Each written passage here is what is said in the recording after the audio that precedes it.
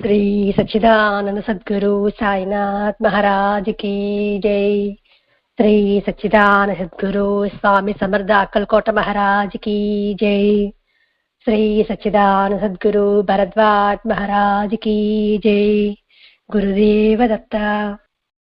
சத்குரு சிரடி சாய்நாதரின் சாநித்தியத்தில் ஆச்சாரிய Sri எக்கிரான Bharadwaja master அவர்களின் ஆசைகளுடன் நடந்து கொண்டிருக்கும் இந்த சத்சக்ன யஜ்ஞத்தில் சுவாமி சமர்த்த அக்கல்கோட்ட மகாராஜின் திவ்ய சரித்திரத்தை நாம் சில வாரங்களாக விவரித்துக் கொண்டு வருகின்றோம். நாம் இதுவரை அக்கல்கோட்ட மகாராஜை ஸ்ரத்தையுடன் பக்தியுடன் சரணடைந்த பக்தர்களை சுவாமி சமர்த்தா எப்படி தன்னை போல் ஒரு மகானாக வடிவமைத்தாரோ பார்த்தோம். அதில் முக்கியமானவர்கள் ஸ்ரீ நரசிம்ம சரஸ்வதி, பீட்கர், சீதாராம் மகாராஜ், யவன், அவுலியா, ஸ்ரீ பாலப்பா மகாராஜ். இதே போல் இன்னும் சில பக்தர்களை சுவாமி தன்னை போல் மகான்களாக வடிவமைத்ததை நாம் தெரிஞ்சுக்கலாம். சுவாமி சம பாவனையோடு தன்னை சரணடைந்த பக்தர்களை எவ்விதமாக வடிவமைத்தாரோ பார்த்தோம். சுவாமியின் அனுகிரகத்தை பெறுவதற்கு எந்த விதமான கட்டுப்பாடுகளோ நிபந்தனைகளோ இல்லை. என்ன குலம், என்ன சாதி, என்ன மதம் என்பது மகான்கள் பார்க்க மாட்டாங்க. அவங்களுக்கு தேவையும் இல்லை. மகான்களுக்கு என்னதான் வேண்டும்? எப்பேற்பட்டவர்களை மகான்கள் தன்னை போல் ஒருவராக மாற்றுவார் அப்படின்னா, ஞானத்தை தேடுபவராக இருக்கணும். இல்லைன்னா தெரிஞ்சுக்கணும் என்ற ஆர்வமாவது இருக்க வேண்டும். இந்த இரண்டும் இல்லாம நாம் எப்படி இருக்கோம்? ஏதாவது கோரிக்கை சுவாமி கிட்ட வைப்போம், அது நிறைவேற்றினா மறுபடியும் நெக்ஸ்ட், இப்படி நம்முடைய கோரிக்கைகள் அடுக்கிக் கொண்டே போவோம்.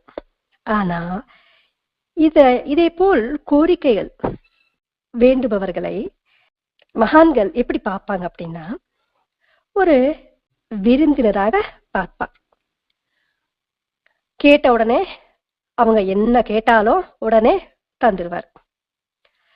ஏன்னா அவங்களுக்கு அதுதான் வேணும், அதனால உடனே கொடுத்து அனுப்பிடுவாங்க. இப்ப நம்ம வீட்டுக்கு ஒரு விருந்தினர் வந்தா எப்படி நம்ம கேட்ட உடனே கொடுத்துருவோம்?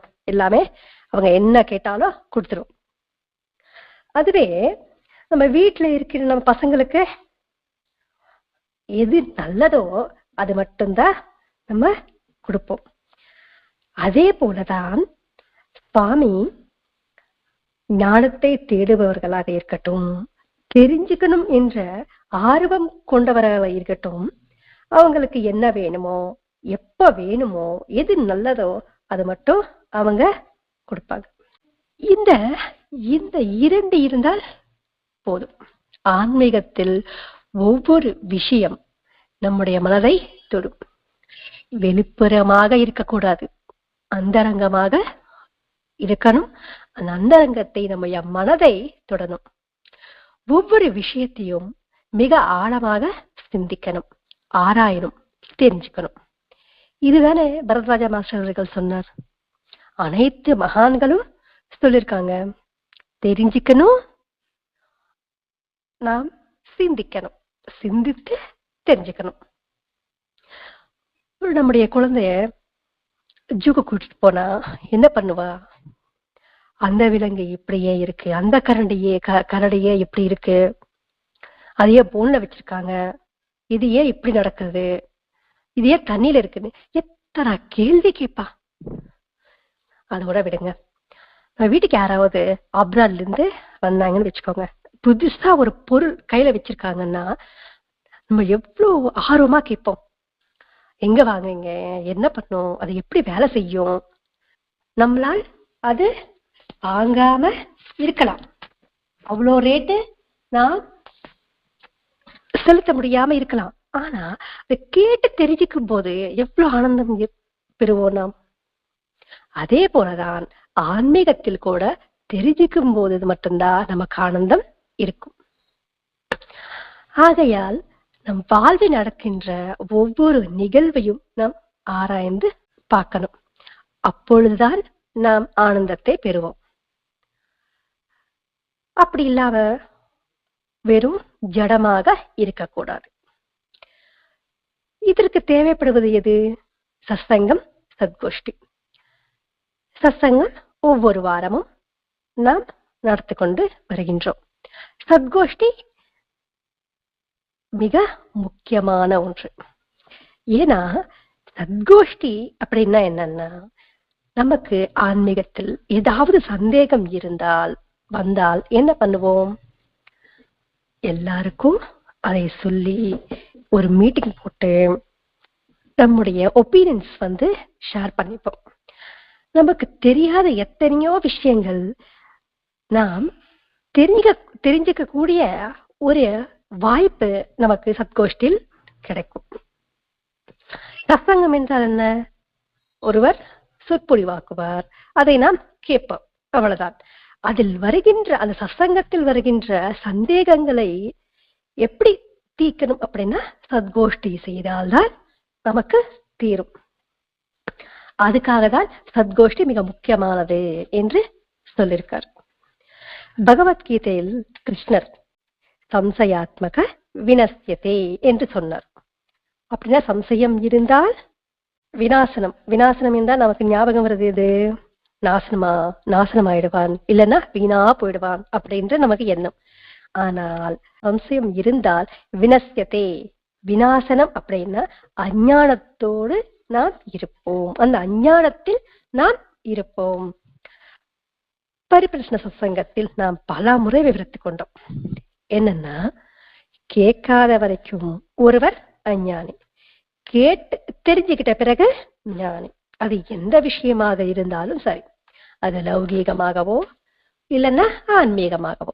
சத்குருவின் அனுகிரகம் பெறணும் என்றால் குலம், மதம், ஜாதி தடையாக இருக்காது. யாராக இருந்தாலும், எந்த குலத்தை சேர்ந்தவனாக இருந்தாலும், எந்த மதத்தை சேர்ந்தவனாக இருந்தாலும், எந்த சாதியை சேர்ந்தவனாக இருந்தாலும் மகான்கள் பார்க்க மாட்டாங்க. சத்குரு மேல் பக்தி இருக்கா, சரணாகதி இருக்கா போதும். அப்பேற்பட்டவர்களை மட்டும்தான் மகான்கள் தன்னை போல் ஒரு மகானாக வடிவமைப்பார். அதுதான் மகான்களின் குணம் கூட. முதல் அத்தியாயத்தில் நாம் பார்த்தோம். பல பேர் பல முறை சாமி சமர்த அக்கல்கோட்டை சுவாமி கிட்ட போயிட்டு, உங்களின் குலம் என்ன, நீங்க எங்க பிறந்தீங்க அப்படின்னு அடிக்கடி கேட்டுட்டே இருப்பாங்க. ஆனா எல்லாருக்கும் சுவாமி ஒரே பதில் சொன்னாரா? ஒவ்வொருவருக்கும் ஒவ்வொரு பதில். ஒருவருக்கு வட்டம் விருட்சம் என்னுடைய மூலம் என்று சொன்னார், ஒருவருக்கு நான் பிராமணர் என்று சொன்னார், இன்னொருவருக்கு மீனராசி என்று சொன்னார், இன்னொருவருக்கு தோல் சுத்தப்படுத்தும் வேலை என்று. எதற்கு சுவாமி ஒவ்வொருவருக்கும் ஒவ்வொரு விதமாக சொன்னார்னா, அவரவர்கள் சம்ஸ்காரத்துக்கு ஏதுதான் சுவாமி சொல்லியிருப்பார். சுவாமி ஒருவரை சீர்திருத்தி மேன்மை அடைய செய்யணும் என்றால் அவரின் குலமோ மதமோ சாதியோ பார்க்க மாட்டார். அவர் எந்த குலத்தை சேர்ந்தவனாக இருந்தாலும் அவருக்கு தேவையில்லை. நான் மேன்மை அடையணும் என்று யார் எண்ணுவார்களோ, யார் மனதில் எண்ணம் அந்த பாவனை திடமாக இருக்குமோ அவர்களை மட்டும்தான் மகான்கள் வடிவமைப்பார். எதற்காக சுவாமி சில பேர்கிட்ட தோல் சுத்தப்படுத்தும் வேலை என்று சொன்னார்? அந்த தொழில் என்னுடைய அப்பா அம்மா செய்தாங்க என்று சொன்னார்னா, அந்த வேலை செய்கின்றவர்களை பார்க்கும்போது நாம் என்ன நினைக்கிறோம்? சுவாமி இந்த குணத்தை சேர்ந்தவர் என்ற எண்ணம் நமக்கு வரணும்.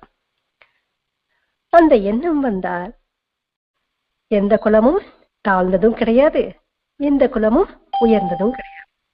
சாட்சாத் அந்த கடவுளே அந்த குலத்தை சேர்ந்திருக்கும் போது நமக்கு அது மேல் எந்த ஒரு வேறுபாடும் நமக்கு இருக்காது. இந்த விஷயம் நமக்கு புரிந்தால் நம்முடைய வாழ்க்கை ஆன்மீகத்தில் பயணிக்கும். இப்ப நாம் தெரிஞ்சுக்க போவது ஒரு மீனவ சமுதாயத்தை சேர்ந்தவர் பத்தி தெரிஞ்சுக்க போறோம். அதற்காக தான் இவ்வளவு விவரணை நாம் விவரித்துக் கொண்டோம். இதுக்கு முன்பு சொன்னது போல் மகான்கள் சாதியோ மதமோ பார்க்க மாட்டாங்க. அவங்க முஸ்லிமா கிறிஸ்டியனா பார்க்க மாட்டாங்க. போன வாரம் பார்த்தது ஒரு முஸ்லிமை சுவாமி ஒரு மகானாக மாற்றினார். எந்த மகானாக இருந்தாலும் சரி, அவங்க எதுவுமே பார்க்க மாட்டாங்க. அப்படி பார்த்தால் அவர் ஒரு மகானாக இருக்க முடியாது. இதே நமக்கு தெரியப்படுத்துவதால் மகான்களின் நோக்கம் கூட. இந்த லக்ஷ்மண் மீன் பிடிக்கிற சமுதாயத்துக்கு சேர்ந்தவர். இவர் ஒரு நாள் மீன் பிடிப்பதற்காக கடலுக்குள் சென்றார். அப்படி செல்லும் போது ஒரு முறை என்ன ஆச்சுன்னா, ஒரு பெரிய புயல் வந்துருச்சு. என்ன பண்ணணும் அப்படின்னு ஒன்னும் தெரியல. கண்டிப்பா அந்த படகு மூழ்கிடும். அந்த நேரத்தில் சுவாமியை லக்ஷ்மண் ஸ்மரித்தார். கடல் எங்கிருக்கு, சுவாமி இருக்கின்ற அக்கல்கோட்டை எங்கிருக்கு? கடவுளை அன்பின் கடலே என்று சொல்வோம். கடல் போல் அன்பு மிகுந்தவர் என்று கூட சொல்வோம். அப்படின்னா கடல் எவ்வளவு பெருசா இருக்கும், அவ்வளவு அன்பு மிகுந்தவர் கடவுள். சுவாமி சர்வஜர் அல்லவா? பிறகு பக்தரின் குரல் எப்படி கேட்காம இருக்கும்? கஜேந்திர மோட்சத்தில் யானையின் குரல் கேட்டு பெருமாள் அந்த நொடியே வந்தாரா இல்லையா? அப்படின்னா கடவுளை நாம் எப்படி அழைக்கணும்? கடவுளுக்கு கேட்கும்படி மிக சத்தமாக ஆர்த்தியுடன் தவிப்புடன் அழைக்கணும். அப்படி இல்லாம நம்முடைய குரல் நமக்கே கேட்காத மாதிரி கூப்பிட்டா கடவுள் எப்படி வருவாரு? எவ்விதமாக ஆர்த்தியுடன் தவிப்புடன் கூப்பிடணும் என்று அனைத்து மகான்களும் சொல்லிட்டே இருக்காங்க. எப்படி இருக்கணும் என்று சொன்னார்கள். எவ்விதமாக வாழணும் என்று அவங்க வாழ்ந்து காட்டினாங்க. 3 விஷயங்கள் நமக்கு தெரியப்படுத்தினாங்க, பதில் சொன்னாங்க, வாழ்ந்து காட்டினாங்க. நம்மை அவர் கைகளில் பிடித்து நடக்கவும் செய்றாங்க. லக்ஷ்மண் எங்கேயோ கடலில் என்ன காப்பாத்துங்க என்று ஆர்த்தியுடன் கேட்டார். கஜேந்திர மோட்சத்தில் காத்த வந்த விஷ்ணுமூர்த்தி போல் அக்கல்கோட சுவாமி அந்த நொடியில் தன்னுடைய அதிருஷ்ய ஹஸ்தத்தை லக்ஷ்மணுக்காக நீட்டினார். அதிருஷ்ய ஹஸ்தம் என்றால் என்ன? கண்ணுக்கு தெரியாத கரம். அந்த சமயத்தில் அக்கல்கோட்ட சுவாமி எங்க இருக்கார் அப்படின்னா, சோழப்பா வீட்டில் இருந்து சதுரங்கம் ஆடிக்கொண்டிருந்தார். உடனே சுவாமி திடீர்னு எந்திரிச்சு லக்ஷ்மண் மூழ்கிறான் என்று சத்தம் போட ஆரம்பித்தார். நீரில் மூழ்கும் ஒருவரை காப்பாற்றுவதற்கு எப்படி கைகளை நீட்டுவோமோ அதே போல் சுவாமி செய்தாராம். அங்க இருக்கின்றவர்களுக்கு ஒன்னும் புரியல. சதுரங்கம் ஆடிக்கொண்டிருந்த சுவாமி சடனா எந்திரிச்சு மூழ்கும் ஒருவரை கைகளை பிடித்து இழுப்பது போல் அபிநயம் பண்றார். உடனே சுவாமி கைகளில் இருந்து உப்பு தண்ணி சொட்டு சொட்டா விழ ஆரம்பிச்சு. இங்க பாருங்க சுவாமியின் லீலை. இதே போல் சாயை திருவிளையாடல்ல சாய்நாதர் செய்தார். ஒரு பக்தர் படகு நீரில் மூழ்கும் போது சாய்நாதரை என்ன காப்பாத்துங்க அப்படின்னு கூப்பிடுவார். சாய்நாதர் அவரை ரட்சித்தார். அப்பொழுது சாய்நாதரின் கப்னிலிருந்து தண்ணி சுட்டு சுட்டாக விழுந்தது. ஒரு ஆறாக காட்சி தந்தது. இதே போல் சித்தாரூட சுவாமி சரித்திரத்திலும் நடந்தது. அனைத்து மகான்களின் லீலைகள் இதே போல்தான் செய்வார்கள். அதுதான் தத்த சாம்பிரதாயமும். இதை நாம் நன்றாக புரிஞ்சுக்கிட்டா யாரையும் நாம் நம்ப மாட்டோம், நம்பி மோசமும் போக மாட்டோம். அனைத்து மகான்களில் இருப்பது ஒரே ஒரு சைதன்யம்தான் என்று நமக்கு புரியும். அந்த சைதன்யம்தான் இந்த விஸ்வம் முழுவதும் இருக்கும். அந்த சக்திதான் திரிமூர்த்திகளை செயல்பட வைக்கும். அந்த சக்தி எப்படி இருக்கும், ஒரு வடிவம் எப்படி இருக்கும் அப்படின்னா, அந்த சக்தி நம்மில் கூட இருக்கு.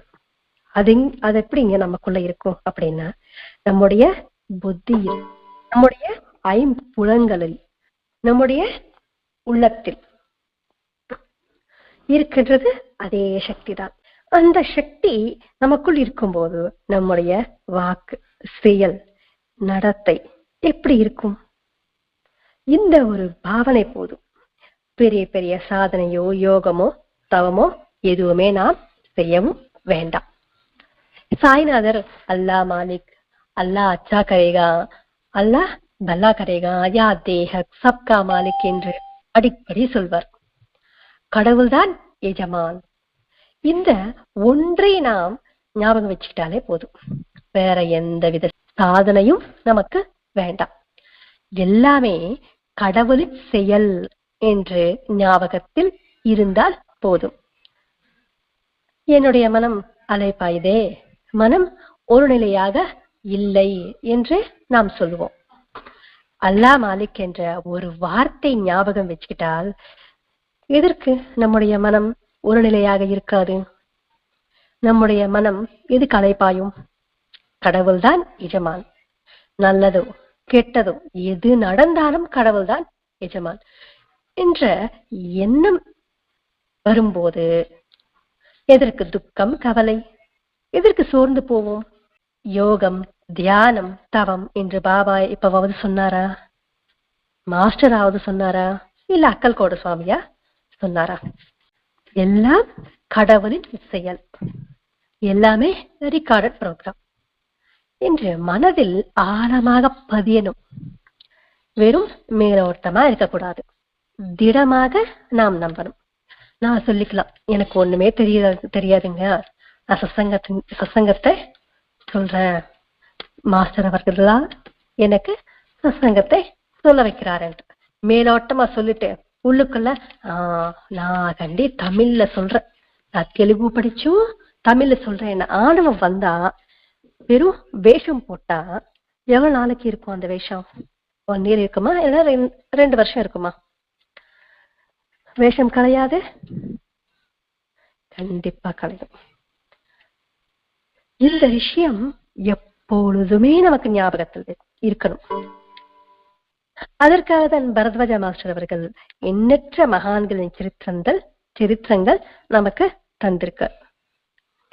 அந்த கிரந்தங்களை படிப்பதனால், சத்சங்கத்தில் அவர்களை பற்றி கேட்பதனால் நமக்கு நன்றாக புரியும். எப்பேற்பட்ட ஒரு பாவனை, எல்லாமே கடவுளின் செயல், நான் எதுவும் செய்யவில்லை என்ற ஒரு பாவனை இப்ப வராம இருக்கலாம். அப்பேற்பட்ட ஒரு பாவனை வரணும்னா ஒரு பெரிய மகானாக இருக்கணும். மாஸ்டர் அவர்களுக்கோ இல்லைன்னா ஆழ்வார்களோ நாயன்மார்களோ அப்பேற்பட்டவர்களுக்கு இதே போல் ஒரு பாவனை இருக்கும். அந்த பாவனை நமக்கு வரணும்னா கண்டிப்பா இன்னும் சில பிறவிகள் நமக்கு தேவை. அடிக்கடி சொல்வோம், இதுதான் நமக்கு முதல் பிறவி அப்படின்னு. பரவாயில்ல, முதல் பிறவியில் இவ்வளவு தெரிஞ்சுக்கிட்டோமே போதும், அடுத்த பிறவி மற்றது இது தெரிஞ்சுக்கலாம், அவ்வளவுதானே. லக்ஷ்மண் ஆர்த்தியுடன் சுவாமியை அழைத்தார், சுவாமி லக்ஷ்மணை ரட்சித்தார். பிறகு லக்ஷ்மண் 8 நாள் கழித்து சுவாமியை தரிசனம் செய்வதற்கு அக்கல்கோட்டை வந்தார். வந்தவுடனே கண்ணீர் மிக்க சாஷ்டாங்கமா பிரணாமம் செஞ்சுட்டு என்ன சொன்னார் அப்படின்னா, சுவாமி, நீங்க என்ன காப்பாற்றவில்லை என்றால் இந்நேரம் நான் மரணித்திருப்பேன். இந்நொடியிலிருந்து இந்த தேகம் என்னுடையதில்லை, உங்களுக்கு அர்ப்பணிக்கிறேன். இனிமேல் நான் இந்த சம்சாரத்தில் இருக்க மாட்டேன் என்று கண்ணீரோடு சொன்னாராம். சொன்னது போல் லக்ஷ்மண் தன்னுடைய வாக்கை காப்பாற்றினார். தன்னுடைய வாழ்க்கை முழுவதும் அக்கல்கோட்டாவில் இருந்தார். நம்முடைய வாழ்க்கைக்கு இந்த 4 விஷயங்கள், இந்த 4 வாக்கியங்கள் போதும். இந்த நொடியிலிருந்து இந்த தேகம் என்னுடையது இல்லை. இந்த தேகம் என்னுடையதில்லை என்றால் யாருடையது? அக்கல்கோட் சுவாமிது. அவரின் தேகத்தை எவ்வளவு தூய்மையாக நாம் பார்த்துக்கணும். பார்வை எவ்வளவு தூய்மையாக இருக்கணும், வாக்கு எவ்வளவு தூய்மையாக இருக்கணும், எண்ணங்கள் எவ்வளவு தூய்மையாக இருக்கணும்.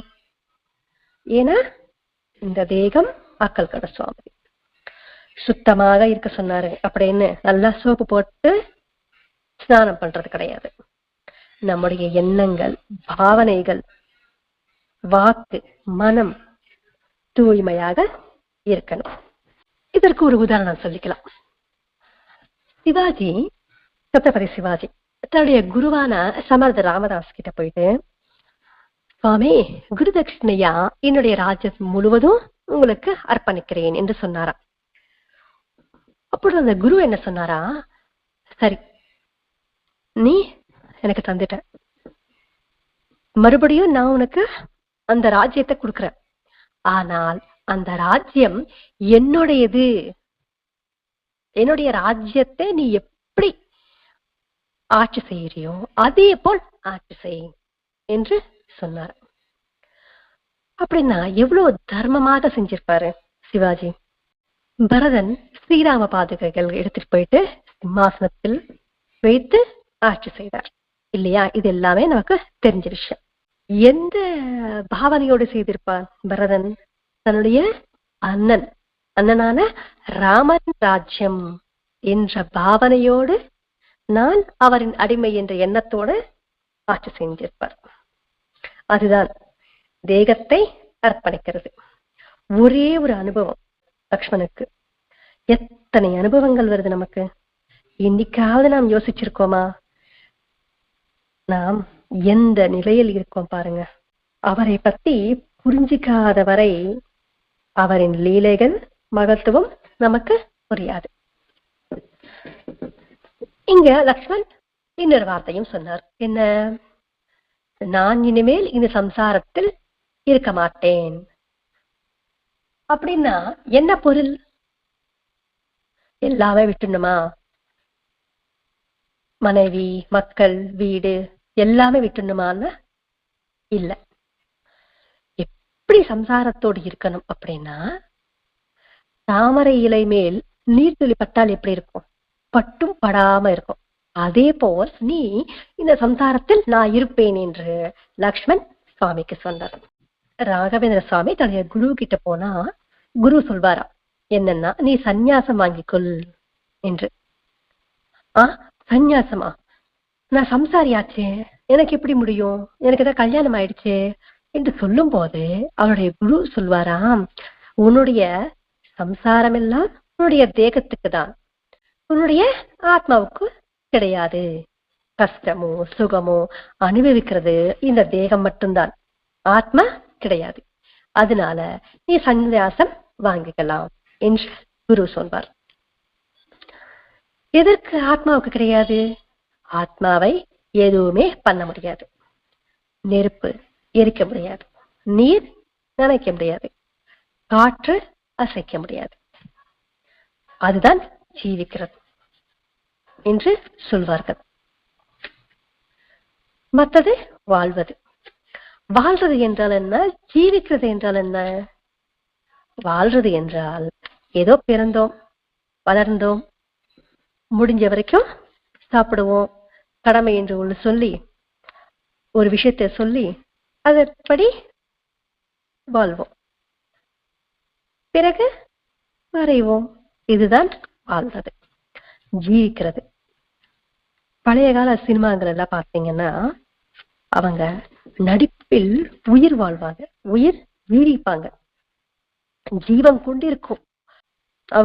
அவர்களின் ரோல் எல்லாமே ஜீவன் கொண்டிருக்கும். நம்ம சொல்வோம் இல்லையா, ஜீவம் இருக்குப்பா அவங்க ரோல்ல அப்படின்னு. அவங்களுக்கு எந்த பாத்திரம் கொடுத்தாலும், எந்த ரோல் கொடுத்தாலும், ஹீரோ கொடுத்தாங்களா சிறப்பாக செய்வாங்க, வில்லனாக கொடுத்தாங்களா அதுவும் சிறப்பாக செய்வாங்க. எதை கொடுத்தாலும் அவங்க ஆனந்தமாக ஏத்து நடிப்பாங்க. இப்பொழுது கடவுள் இந்த நிலைமை எனக்கு கொடுத்திருக்கார், அதை நான் ஏத்துக்கிட்டு ஆனந்தமாக இருக்கணும். அதுதான் ஜீவிக்கிறதுக்கான கணக்கு. வாழ்க்கைக்கு ஒரு கொள்கை வச்சுக்கிட்டு பயணம் செய்தால் அது ஜீவிக்கிறது. கொள்கையற்றது வாழ முடியாம வாழ்வது. இதில் நாம் எங்க இருக்கோம் ஒரு முறை செக் பண்ணிக்கலாம். இதற்கு ராமகிருஷ்ண பரமஹம்சர் ஒரு கதை சொல்வாரா. ஒரு ஊர்ல ஒரு விலைப்பின் வீடு இருக்குமா, ஆப்போசிட்டா ஒரு சன்னியாசி மடம் இருக்குமா.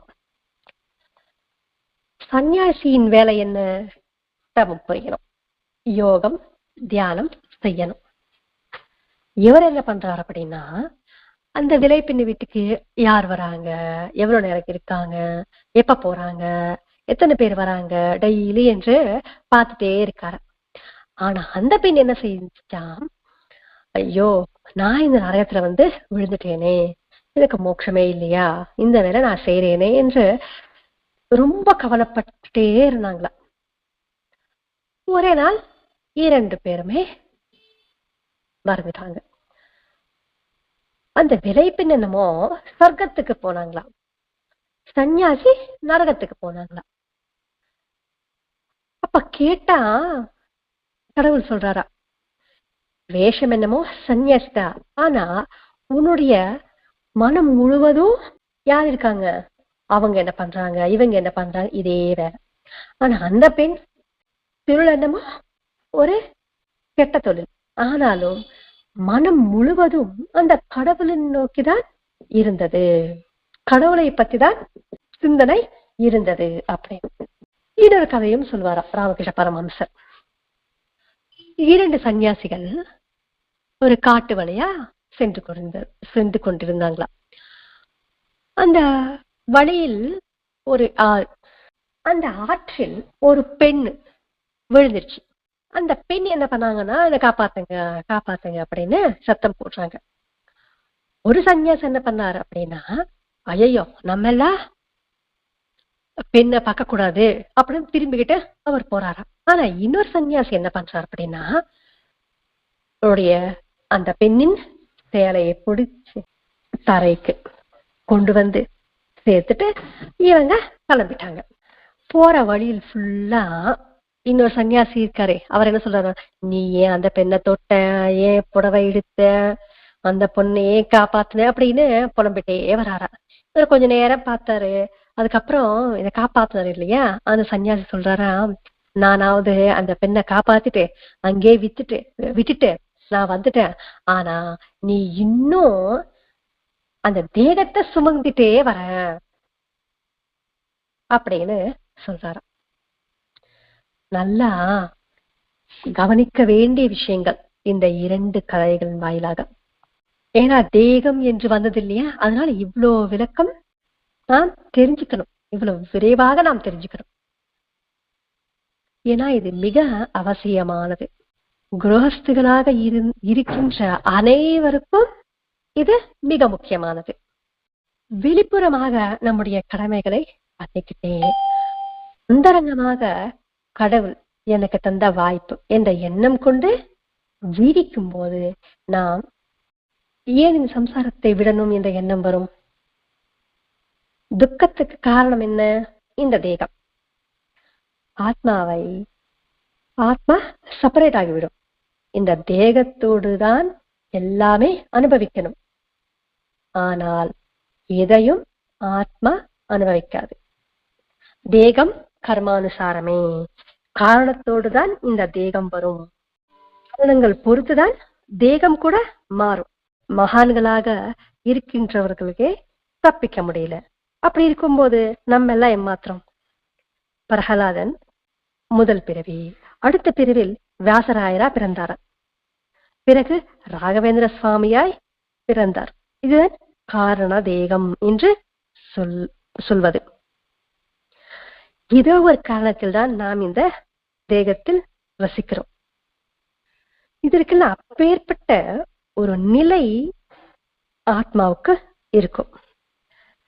அந்த ஆத்மாவை எதுவும் அண்டாது. ஜீவிக்கணும் என்பதற்காக இவ்வளவு விளக்கம் நாம் விவரித்துக் கொண்டோம். ஏன்னா இந்த தேகம் என்னுடையது இல்லை, இந்த சம்சாரத்தில் நான் இருக்க மாட்டேன் என்று லக்ஷ்மண் சொன்னார் இல்லையா, அதற்காக. உள்ளுக்குள் நீங்க தான் அக்கல்கோட்டு சுவாமி தான் இருக்கார். ஆனால் மேலோட்டமா நான் எல்லாமே பார்க்கிறேன், எல்லா செயல்களும் செய்கிறேன். ஒரு சாட்சி பூதனாக மட்டும்தான் நான் இருப்பேன் என்று லக்ஷ்மண் சொன்னார். ஒரே ஒரு முறை சுவாமி லக்ஷ்மணை ரட்சித்தார். அவருக்கே தன்னுடைய தேகத்தை அர்ப்பணித்தார். அப்படின்னா சாய்நாதர் சொன்னது போல் அல்லாஹ் மாலிக் என்று எண்ணம் கொண்டு நாம் ஜீவிக்கணும். அந்த ஜீவிக்கிறதுக்கான ஒரு அரிய வாய்ப்பை இந்த சத்சங்கத்தின் வாயிலாக அனைவருக்கும் தந்த அந்த தந்தைக்கு நன்றி சொல்லிக் கொண்டே ஸ்வஸ்தி. ஸ்ரீ சச்சிதானந்த சத்குரு சாய்நாத் மகாராஜ் கி ஜெய். श्री सच्चिदानंद सद्गुरु स्वामी समर्थ अक्कलकोट महाराज की जय. श्री सच्चिदानंद सद्गुरु भरद्वाज महाराज की जय. गुरुदेव दत्ता.